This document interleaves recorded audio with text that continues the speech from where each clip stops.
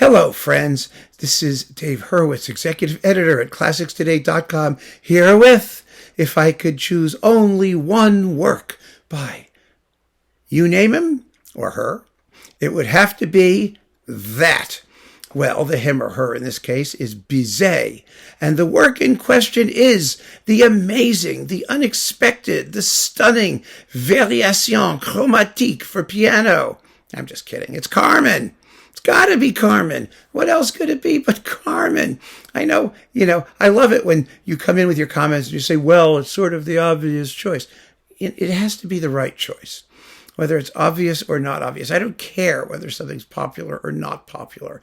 I'm trying to find the most characteristic, the most useful for our purposes, which is to persuade the evil god of classical music, Hankersans, not to destroy the entire repertoire, but for one work by every composer. And this is a good argument to make, because Bizet's Carmen is so popular and so well known and so amazing that it always sends everyone on a search for other Bizet.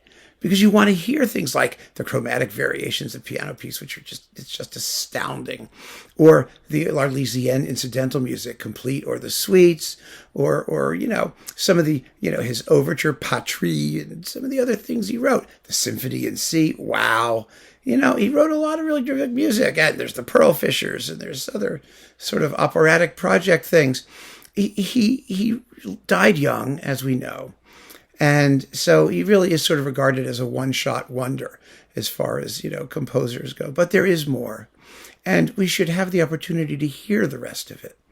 That's what really matters. I mean, we really need to be able to explore his entire fascinating youth upbringing and other opera projects and other musical projects, because there isn't much. And so everything that we have is kind of precious. It's not all equally great. But if you really are interested in the guy, yes, Hankersans, please allow us to enjoy the rest of Bizet. But now, of course, we have to talk about Carmen. What can you say about the piece of music that caused Friedrich Nietzsche to turn his back on Wagner? I mean, really. He thought Carmen had 10,000 times more interesting music in it than Wagner. And what's more, the reason he really liked Carmen is because it was sort of nihilistic and had, an unapologetic view of earthy, savage passion. And the character of Carmen herself, the music is so popular because it's so musically wonderful that we don't really think about just how marvelous a creation Carmen is. What a complex, splendid, fascinating musical and human creature she is. I mean, my God, what a great role for a mezzo-soprano. It's remarkable. Even Mahler said something like Carmen was an absolutely perfect work. You couldn't change a note of it. It's just ideal in every respect. And it's fun to watch and amazing to listen to, and so much fun to do as I did, which is play, percussion and do the castanets when Carmen is seducing Don Jose with her la la la la la la la la la la clackety clackety clackety clack, and try to trip up the obnoxious mezzo-soprano who was making quite an issue with me about her castanets. And so I kind of let her have it a couple times with the rhythm, which was just enormous fun. A story I've told before. But wow, what a beautiful, beautiful opera. And this is a quickie vid, because there's nothing else to say.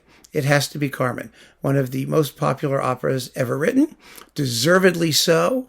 Its popularity is not cheap. It's not something that, was bought at the place of something that should have been better. It's as good as it gets, period.